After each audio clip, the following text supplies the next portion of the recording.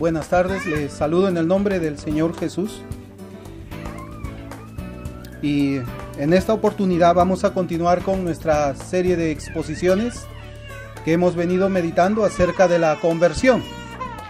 El título de nuestra conferencia es Verdadera Conversión, Verdadera Salvación.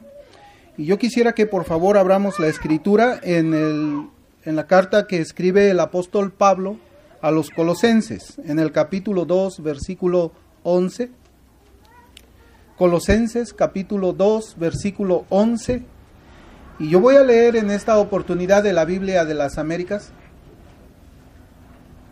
Colosenses 2, 11. Y dice la escritura: en él también fuisteis circuncidados con una circuncisión no hecha por manos, al quitar el cuerpo de la carne mediante la circuncisión de Cristo. Que el Señor bendiga su palabra. Yo hace unos años atrás, cuando estaba escuchando las predicaciones de un pastor de los Estados Unidos, yo recuerdo que había escuchado una serie de enseñanzas donde él decía que el evangelio debe ser validado en la vida de las personas que dicen que han sido afectadas por ese evangelio, por ese mensaje de salvación. Y yo creo que es así. Nosotros hemos venido viendo el día de ayer, con la ayuda del Señor, qué cosa era la circuncisión no hecha por manos, la circuncisión hecha por Cristo en el corazón del pecador. Y también vimos que la consecuencia de esa circuncisión era quitar el cuerpo de la carne, el cuerpo de pecado, como también dice la versión de Reina Valera 60. Y nosotros pudimos ver de que la conversión tiene implicancias prácticas en la vida de una persona que dice que es cristiana. Y nosotros, gracias al Señor, podemos, en el poder del Espíritu y en la confianza que tenemos en el Señor, por el encargo que hemos recibido de Él de predicar su palabra, podemos exponer esta doctrina que muchas veces ha sido olvidada en los años anteriores, y en otros casos esta doctrina también ha sido torcida, podemos decirlo de esa forma. Se ha procurado aguar la doctrina de la conversión. Por eso en esta oportunidad nosotros, como tercer tema, yo quiero traerles la meditación que va a llevar como título ¿qué es la conversión? Porque hemos estado hablando, hemos estado tratando este tema y vamos a ver con la ayuda del Señor qué es la conversión. Hermanos, como una introducción también a nuestro tema, yo quisiera exponerles algo con mucho amor, compartirles. Y es que los puritanos creían que la separación de Roma no era una reforma completa. Es decir, el hecho que exista una interpretación doctrinal correcta, rescatando el principio de sola escritura, no era suficiente para ellos, sino que tenía que llevar la reforma más allá de una separación doctrinal que los protestantes habían tenido con Roma. Y por lo tanto era necesario hacer un gran énfasis en comprender la verdadera experiencia religiosa. Y esta experiencia religiosa debía comenzar con la conversión del pecador. Una experiencia de conversión verdadera conducía a una experiencia religiosa verdadera, a una piedad verdadera.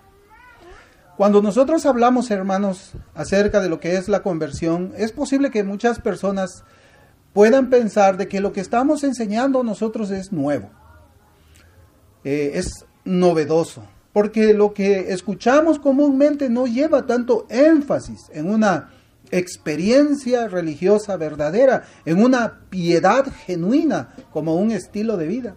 Por eso es que yo hago mención a los puritanos, unos hombres que vivieron en el siglo XVII, inmediatamente después de la reforma de Lutero, para decirles de que la enseñanza que nosotros estamos trayendo en esta mañana, en esta tarde, no es una enseñanza nueva. Es al contrario, es una enseñanza muy antigua, muy antigua. Y ellos decían, así como la Escritura enseña, de que no puede haber salvación si la persona pecadora no ha pasado por una experiencia de conversión. Esta verdad debe ser proclamada en nuestros días donde existe mucha confusión en cuanto a esta doctrina fundamental y en muchos casos es olvidada, como yo les dije. Algunas personas creen de que el bautismo en agua es la conversión a Cristo. Pero hay un pasaje en la Escritura que dice que eso no es así. En Hechos capítulo 2, versículo 38 dice la palabra de Dios: Pedro les dijo: arrepentíos y bautícese cada uno de vosotros en el nombre de Jesucristo para perdón de los pecados y recibiréis el don del Espíritu Santo. Y aquí la Escritura nos dice claramente que el bautismo no salva. La persona debe arrepentirse de sus pecados y luego ser bautizada. Otras personas creen que basta con hacer una profesión de fe en Cristo o hacer una oración con sus bocas y eso ya les ha dado la conversión, ya son cristianos, dicen ellos. Pero la Escritura no enseña de esa forma. En 1 de Corintios capítulo 4, versículo 20, dice la Santa Escritura: porque el reino de Dios no consiste en palabras, sino en poder. Otros piensan que cumplir con las tareas externas del cristianismo, esa es la forma por la cual se demuestra que tal persona ha sufrido una conversión radical del Espíritu Santo en su alma. Pero las Escrituras, hermanos, enseñan de una manera diferente. En Isaías 29:13, la palabra del Señor dice: dice pues el Señor, porque este pueblo se acerca a mí con su boca y con sus labios me honra, pero su corazón está lejos de mí, y su temor de mí no es más que un mandamiento de hombres que les ha sido enseñado. Y con esto nos enseña la Escritura de que no solamente es la forma externa, sino es el corazón lo que demuestra cuando una persona ha sido convertida a Cristo. Los puritanos también creían de que un pecador salvado debe tener la capacidad de explicar con sus palabras su conversión a Cristo. Cómo su alma ha sido trasladada del reino de las tinieblas de muerte al reino de la luz admirable donde está la vida. Ellos hacían preguntas. Ellos, a la persona que quería unirse a la iglesia, les pedían un testimonio de su conversión. Ellos preguntaban: ¿de qué te ha salvado el Señor? ¿Cuáles son tus nuevos sentimientos hacia el pecado y hacia Dios? ¿Qué es lo que Dios ha hecho por ti? Es decir, hermanos, uno que es cristiano debe afirmar que tal persona, o cuando uno es cristiano está afirmando que tal persona pertenece a la familia de Dios, es decir, que ha sufrido conversión de su alma por el poder del Espíritu Santo. La conversión es algo que envuelve tanto la cabeza como el corazón, así como la mente y las emociones de las personas. La conversión, más que afirmar que uno siente que ha sido salvado, uno debe discernir que ha sido salvado. Es decir, el pecador sabe, reconoce, se da cuenta que Dios ha actuado en su vida de una manera sobrenatural. Eso es discernir. Nosotros no podemos confiar en nuestros sentimientos, nuestra salvación. Porque por un momento o un periodo de tiempo podemos sentirnos que no somos convertidos.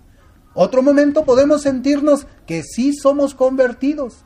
Pero la conversión es discernir por medio de la Escritura y la obra que Dios ha hecho en nuestras almas que verdaderamente hemos sufrido esa conversión.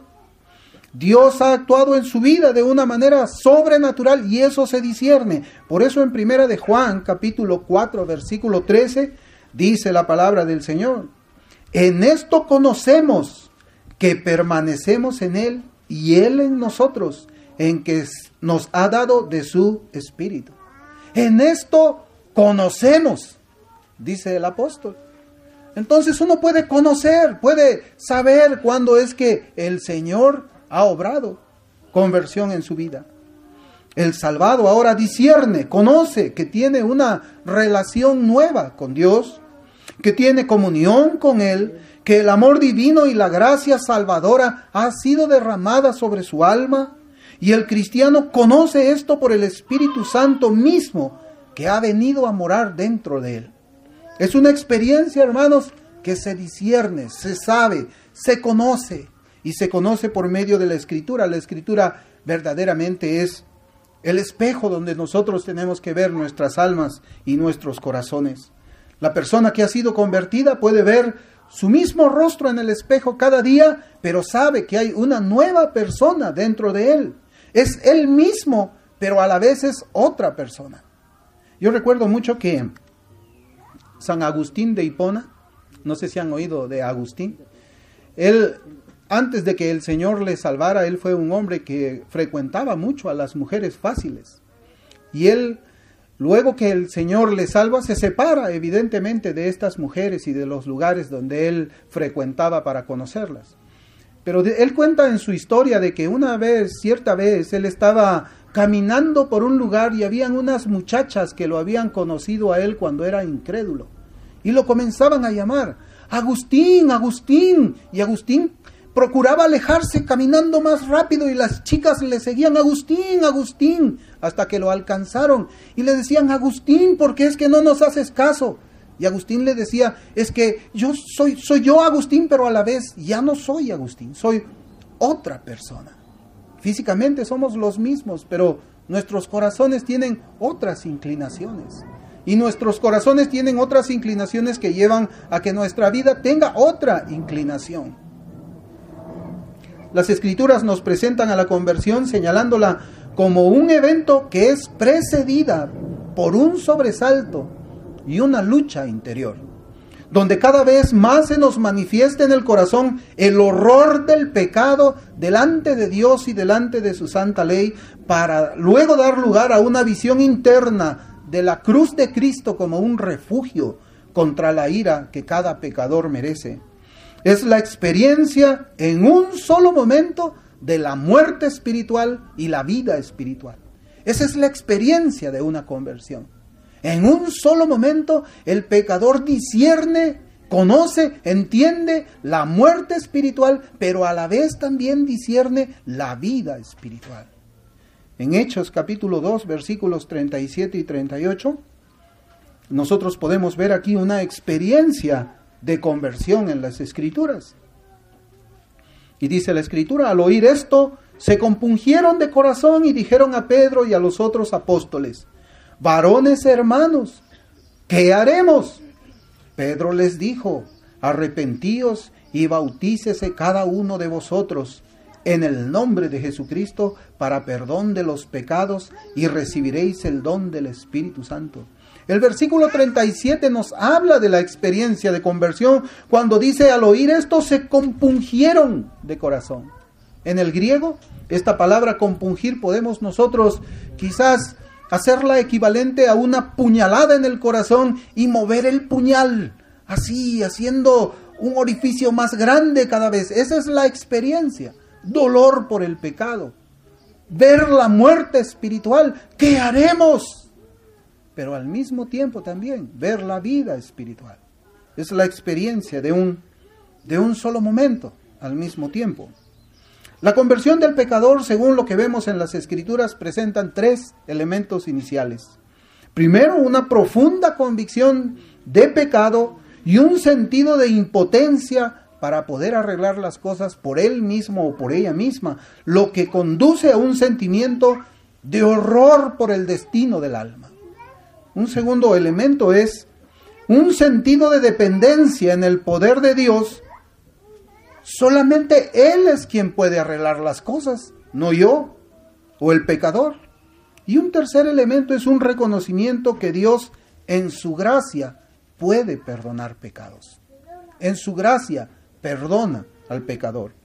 La conversión de un pecador no puede verse como un acto de Dios que puede pasar desapercibido. Si nosotros le preguntáramos a una persona, ¿y el Señor te ha convertido? Y nos respondiera, pues no sé, eso no es posible. La conversión se discierne, es un acto de Dios que no puede pasar desapercibido, y las Escrituras nos presentan a la conversión como el inicio de la vida cristiana, que debe ser seguida de manera inmediata por el proceso de santificación personal del pecador. Y ese proceso de santificación personal durará toda la vida que el pecador esté aquí en la tierra hasta que llegue a su morada final y que será completada pues precisamente cuando entre a la gloria del Señor. No puede pasar desapercibida la conversión, hermanos. Y yo he seleccionado aquí unos puntos para compartirlos con ustedes tomados de las Escrituras. La conversión coloca al creyente dentro de una lucha espiritual. Una lucha contra los rastros de pecado que aún quedan en él, lo que se conoce como la mortificación del pecado. Una lucha contra las tentaciones del maligno, del diablo, quien anda como león rugiente, buscando a quien devorar. Una lucha contra el mundo, visto como un sistema gobernado por Satanás y que se opone a Cristo, llámese a estos culturales o como quiera llamársele. De allí que las Escrituras llamen al creyente como un soldado, en 2 de Timoteo 2:3, y le llame también un luchador, como 1 de Corintios 9:25. La conversión es vista como el inicio espiritual de la vida de un pecador. La conversión, hermanos, no convierte a un cristiano en un creyente maduro de una manera inmediata, pero lo pone en el camino que conduce a la madurez espiritual. La conversión comienza dando frutos espirituales, los cuales se van a ir incrementando con el transcurrir del caminar espiritual. La conversión es una obra del Espíritu Santo, es una obra sobrenatural de parte de Dios para la salvación de un alma. Y cuando hablamos de esta manera es preciso que también nosotros hagamos mención de lo que las Escrituras nos enseñan acerca de esta maravillosa doctrina. Por ejemplo, si bien sabemos que el arrepentimiento y la fe son un don de Dios, sin embargo, Dios nos exhorta para que nosotros nos arrepintamos. Y estas exhortaciones las encontramos de una manera reiterativa en la Biblia, en el Evangelio de Cristo. El Evangelio es precisamente esa buena noticia que llama al pecador a reconciliarse con Dios, a pedir perdón por sus pecados, a arrepentirse y poner su fe en Cristo como Salvador. De la misma manera, hermanos, así como les explico, Dios nos exhorta a convertirnos. En el Antiguo Testamento, en el libro de Ezequiel, del profeta Ezequiel, en el capítulo 14, versículo 6, dice la palabra del Señor: Por tanto, di a la casa de Israel, así dice Jehová el Señor, convertíos y volveos de vuestros ídolos y apartad vuestro rostro de todas vuestras abominaciones. En el libro del profeta Ezequiel también, ahora en el capítulo 18, versículo 30, la palabra del Señor dice: Por tanto, yo os juzgaré a cada uno según sus caminos, oh casa de Israel, dice Jehová el Señor, convertíos y apartaos de todas vuestras transgresiones, y no será la iniquidad causa de ruina. El versículo 32 de ese mismo capítulo de Ezequiel dice: Porque no quiero la muerte del que muere, dice Jehová el Señor, convertíos pues y viviréis. Y en Hechos, en el capítulo 3, versículo 19 que hemos leído, dice: Así que arrepentíos y convertíos, para que sean borrados vuestros pecados, para que vengan de la presencia del Señor tiempo de refrigerio. Hermanos, las Escrituras demandan al pecador que se convierta. Y la conversión implica arrepentimiento y fe. Arrepentimiento de los pecados con dolor por haber transgredido, herido el corazón de Dios, y confianza, fe en Cristo de que en Él es el refugio que nosotros tenemos contra la ira que Dios tiene preparada para todos aquellos que han pecado contra Él. Dios demanda que el pecador se convierta y se aparte de sus transgresiones para que viva. Se aparte de sus transgresiones para que viva. Para que sus pecados sean borrados, es necesaria la conversión. Es necesario que se conviertan para que vengan de la presencia del Señor tiempos de refrigerio, como dice la Escritura. Sin embargo, hermanos, debemos diferenciar en el sentido en que la obra de Dios en la salvación del pecador no comienza con la conversión, sino que la conversión es una respuesta a la obra de Dios en el pecador. ¿Suena difícil eso? Para nosotros la vida espiritual comienza cuando nos convertimos.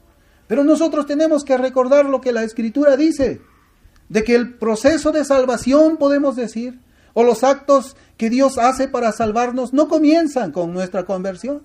Porque la Escritura dice que fuimos escogidos desde antes de la fundación del mundo. Para Dios, el proceso de conversión, de salvación de un pecador, comienza cuando nada de esto existía. Dios nos vio desde la eternidad pasada, nos amó con un amor inmenso, un amor que se demuestra dando a su Hijo como el Cordero de Dios en una cruz, para que por medio de ese sacrificio nosotros podamos encontrar el camino, la verdad y la vida hacia el Señor. Hermanos, la conversión es una transformación espiritual. Una verdadera conversión conduce a un cambio verdadero y permanente. Y estos son dos ingredientes importantes más allá de cualquier experiencia emocional que puede haber sentido la persona. Tiene que haber una verdadera reforma espiritual. Tiene que haber una verdadera reforma moral. La reforma no solamente es exterior, la reforma es interior, en el corazón, en nuestros afectos, en nuestras inclinaciones, en nuestros gustos, en nuestros deseos. Y esa reforma no es una reforma intermitente, es una reforma duradera, es una reforma permanente. Yo quisiera que me acompañen en una definición que hice de lo que es la conversión verdadera. Y yo quisiera citar las Escrituras en Hechos capítulo 26, versículo 18. Hechos capítulo 26, versículo 18. Ahí podemos encontrar una definición de lo que es una conversión verdadera. Hechos 26, 18 dice la Sagrada Escritura: para que abra sus ojos, para que se conviertan de las tinieblas a la luz y de la potestad de Satanás a Dios, para que reciban por la fe que es en mí perdón de pecados y herencia entre los santificados. Hermanos, la verdadera conversión es el cambio total del carácter interior y el cambio del corazón y el curso externo de la vida. Eso es lo que es la conversión. Nosotros posiblemente nos encontramos o nos hemos hallado con personas que han hecho una profesión de fe en Cristo, que ellos dicen: no, el Señor me ha convertido, el Señor me ha salvado. Y bueno, y si el Señor te ha salvado, ¿por qué no cambia tu carácter? ¿Por qué sigues siendo así? Y a veces estas personas, en su ignorancia, dicen: es que Dios me ha hecho así. O sea, Dios es el autor del pecado. Así dice la Biblia. Dios es el autor del pecado. No. Un creyente no puede permanecer sin cambiar su carácter, sin cambiar su conducta. Y no puede echarle la culpa a Dios de los pecados que no quiere arrepentirse. No puede echarle la culpa a Dios de no querer humillarse delante del Señor de la gloria. No, la conversión, hermanos, es un cambio total del carácter interior de la persona. Es verdad, no somos perfectos, pero nosotros tenemos que aprender a vernos hacia atrás y tenemos que decir: bueno, no soy santo totalmente perfecto, pero soy más santo que el mes anterior. Y soy mucho más santo que el año anterior. Y soy mucho más diferente que cuando el Señor recién me salvó hace 10 años. Porque si no, ¿dónde vemos nosotros la obra del Espíritu Santo? Porque dice la Biblia que es el Espíritu Santo quien nos va transformando a la imagen de Cristo. ¿Acaso alguien puede resistir al Espíritu Santo? ¿Alguien podría resistir al Espíritu Santo?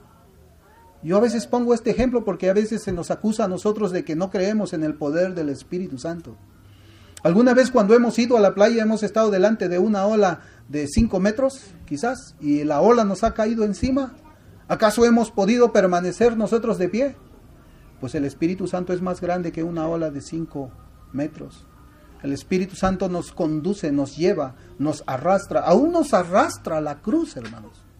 Nos arrastra cuando el Señor dice: nadie puede venir a mí si el Padre que me envió no lo trajere. Esa palabra trajere es arrastrar.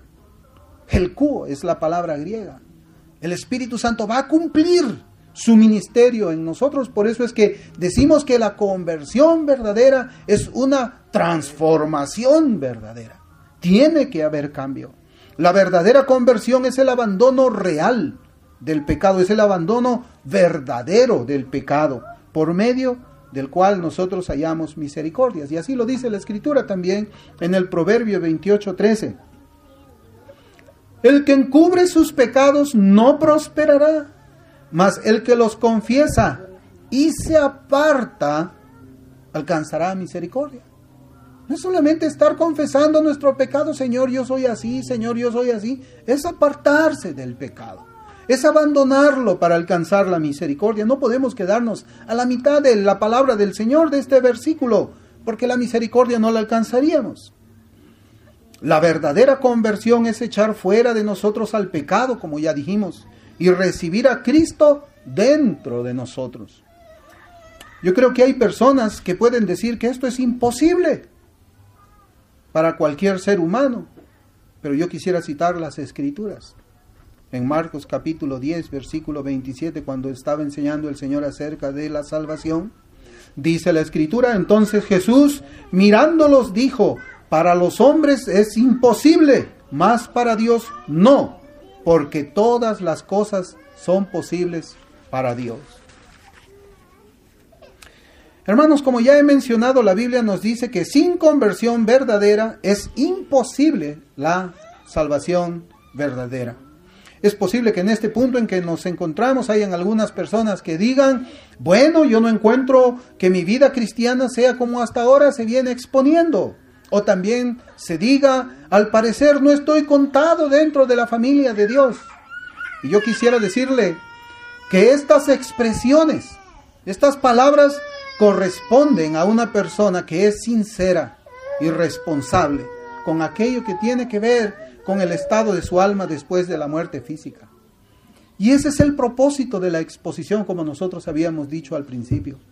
No llenar nuestra mente de conocimiento, sino desafiar nuestros corazones, desafiar nuestra vida cristiana, desafiar la conversión que nosotros decimos que tenemos. Y es, como les digo, es una expresión sincera cuando una persona piensa de esta forma. Es mejor tener esa actitud antes que enojarse con el predicador, porque esto, hermanos, es una predicación que va precisamente procurando la sanidad del alma, procurando la conversión del pecador, procurando una conversión verdadera para que tenga una verdadera salvación. Y es bueno que usted piense así. Es bueno que usted se esté haciendo un inventario espiritual de su vida. Yo quisiera que recordemos el pasaje que he citado anteriormente, para las personas que pueden estar diciendo que hasta el momento no sienten eso en su vida, y está en Hechos 3:19. Y yo mismo quiero otra vez repetírsela a estos hermanos que sinceramente, o estas personas que sinceramente dicen: pues yo no encuentro esas evidencias en mi vida. Pues la palabra del Señor dice: así que arrepentíos y convertíos para que sean borrados vuestros pecados. Arrepiéntase y conviértase al Cristo de la gloria. Este versículo nos dice que hay esperanza para la salvación de un pecador. Hermanos, yo quisiera compartirles también algo que los puritanos enseñaban. Ellos enseñaban que habían 5 tipos de pecadores. Y no es que haya una clasificación, sino yo creo que más bien esto es un proceso, como vamos a ver. Los puritanos decían que había, en primer lugar, el pecador indiferente. A quien no le importa el estado espiritual de su alma. Luego venía el pecador despertado. El pecador despertado podemos compararlo con una persona que se da cuenta de que, wow, hay algo que no está bien en mi vida. Mi vida no está igual a cómo es que se está exponiendo en la Biblia. Luego viene el pecador angustiado. Después que la persona se da cuenta de que su vida no se conforma a la conversión que habla la Escritura, ese pecador está angustiado. ¿Ahora qué hago? Mi vida cristiana, mi conversión no es como está relatado en la Biblia, y hay una angustia. Luego viene el pecador convencido de pecado.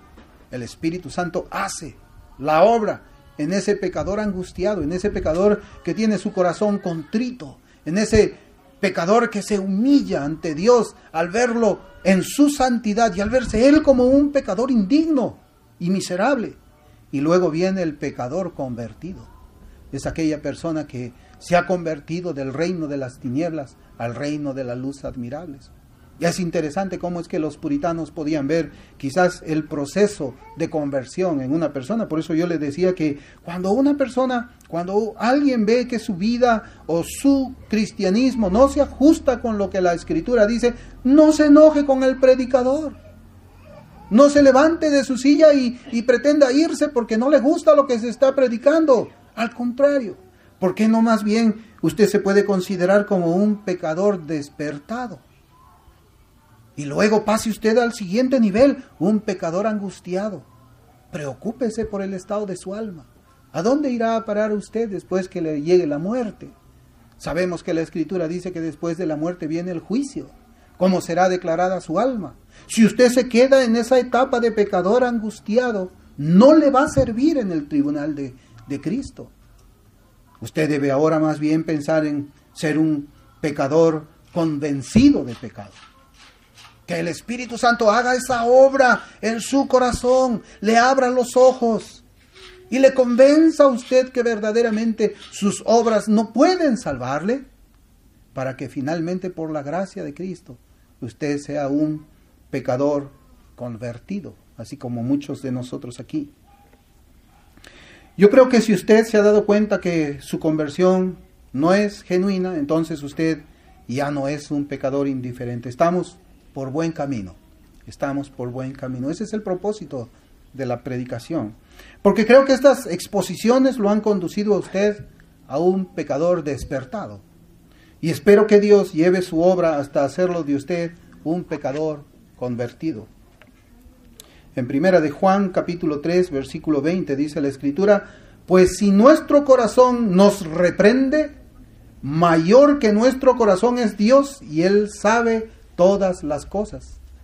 Así también, si su corazón le reprende, estamos por buen camino. Es buen camino. Yo quisiera primeramente que nosotros meditemos en esta parte, en lo siguiente. Meditemos en la paciencia de Dios, quien le ha permitido a usted vivir hasta este día. Le ha permitido la vida hasta este día que usted está sentado aquí.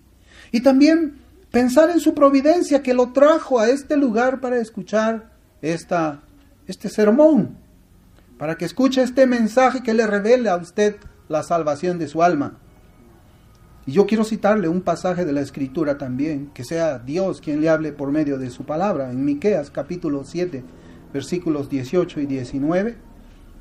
Miqueas capítulo 7, versículos 18 y 19, dice la Escritura: ¿qué Dios como tú, que perdona la maldad y olvida el pecado del remanente de su heredad? No retuvo para siempre su enojo, porque se deleita en misericordia. Él volverá a tener misericordia de nosotros. Sepultará nuestras iniquidades y echará en lo profundo del mar todos nuestros pecados. ¿Qué Dios hay como este Dios que perdona la iniquidad? Pero si usted se queda solamente en un pecador despertado, no va a alcanzar esa misericordia. Tiene que dar todavía los pasos necesarios. La Escritura exhorta: convertíos al Señor, convertíos a Jehová, abandonad vuestros pecados. Solamente así puede encontrar usted la paz verdadera de saber de que en el momento que llegue la muerte a su vida, su alma está en los brazos de Cristo por toda la eternidad. Ese es el Evangelio. ¿Y qué nos enseña este versículo? Y yo le voy a decir. Nos enseña que de parte de Dios hay una disposición a perdonarlo. Hay una disposición a perdonarlo a usted y a recibirlo dentro de la familia celestial. ¿Pero qué hay de usted? Dios tiene disposición, Dios lo invita. ¿Pero qué hay de usted? ¿Usted cómo reacciona ante esa invitación que le hace el Señor? Si hasta este punto usted ha llegado a tener alguna preocupación sobre el destino final de su alma, yo quiero preguntarle: ¿Qué lo detiene en esta hora para alcanzar la gracia de Dios y el perdón de sus pecados? ¿Qué lo detiene? ¿Qué es lo que le detiene a usted que no se acerca a Cristo? ¿Va a escoger acaso usted la muerte, teniendo abierta la puerta para encontrarse con la vida que Dios le ofrece en esta mañana? El Señor nos tiene muchos ejemplos de muchísimas personas que han sido pecadoras y han encontrado la misericordia. Y en este lugar hay personas que hemos sido muy pecadoras y hemos hallado la misericordia de Dios. No hay ningún pecado, y yo quiero decirle, no hay ningún pecado que la muerte de Cristo no pueda perdonar. No hay. Dios es un gran pecador que tiene una gracia tan grande para grandes pecadores. Ese es el Dios de la Escritura. Por eso, hermanos, la conversión es necesaria. Es necesaria. El estándar de Dios no es unos cuantos cambios en el carácter del pecador. Ese no es el estándar, ese no es el cristianismo. Posiblemente muchas personas lo enseñen de esa forma, pero no es eso lo que la Escritura enseña. No se trata de unos cuantos cambios. Tampoco se trata de unas pequeñas reformas en la vida diaria. No se trata tampoco de adoptar una religión en sus vidas. Nada de eso puede salvar un alma del fuego eterno.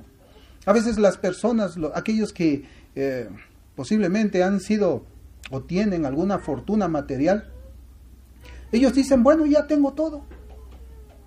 Tengo un buen trabajo, tengo mucha riqueza, tengo una buena casa, tengo una buena posición. Bueno, ahora lo que me falta es una religión. Voy a escoger cuántas variedades de religión puede haber. ¿Qué me hago? ¿Me hago un musulmán? ¿Me hago un cristiano? ¿Me hago uno de los que creen en la ciencia? ¿Qué me hago? Y creen que la religión les va a salvar. Que la religión en realidad es un complemento para su vida. Es cierto, sabemos de que el hombre natural aún tiene lo que explican los teólogos, el semen de la religión en su corazón. Porque Eclesiastés 3:11 dice la Escritura que Dios ha puesto eternidad en el corazón de los hombres. Es decir, el pecador sabe que es eterno. Y por eso es necesario que nosotros prediquemos el Evangelio. Hablar de la conversión, confrontar al hombre con sus pecados y presentarle a ese Dios santo que perdona la maldad y perdona la iniquidad. Por eso es que nosotros decimos de que el estándar no son unos cuantos cambios. El estándar de Dios para el perdón de pecados y la salvación es la conversión de un pecador. En Romanos capítulo 8, versículos 7 al 9, dice la palabra del Señor: por cuanto los designios de la carne son enemistad contra Dios, porque no se sujetan a la ley de Dios, ni tampoco pueden. Y los que viven según la carne no pueden agradar a Dios. Mas vosotros no vivís según la carne, sino según el Espíritu, si es que el Espíritu de Dios mora en vosotros. Y si alguno no tiene el Espíritu de Cristo, no es de él. Yo le pido a usted que reflexione en todas estas verdades que hemos estado exponiendo aquí en esta iglesia. Considere usted lo que ha hecho durante toda su vida pasada hasta este día.